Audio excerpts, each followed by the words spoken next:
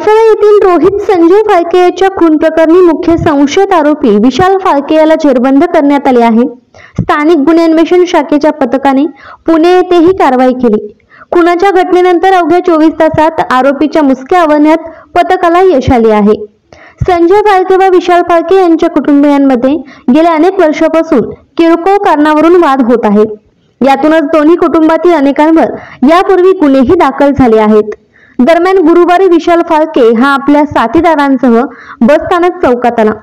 त्या ठिकाणी त्याने रोहित फाळके व त्याच्या मामांची मुले यांच्यावरही हल्ला चढवला। यावेळी रोहित हा घराकडे पळून जाण्यात यशस्वी झाला, मात्र आदित्य व आशिष यांच्यावर वर्मी घाव बसल्याने ते रक्ताच्या थारोळ्यात रस्त्यावर पडले होते।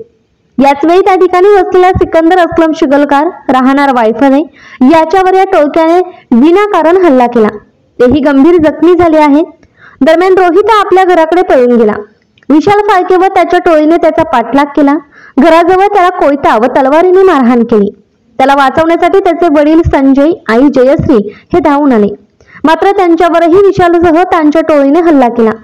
या घटनेची माहिती मिळताच पोलीस अधीक्षक संदीप घुगे, अप्पर पोलीस अधीक्षक रितू खोकर, तासगावचे पोलीस उपाधीक्षक सचिन थोरबोले, पोलीस निरीक्षक सोमनाथ वाघ, स्थानिक गुन्हे अन्वेषण शाखेचे पोलीस निरीक्षक सतीश शिंदे यांनी घटनास्थळी भेट दिली, जखमींचीही विचारपूस केली।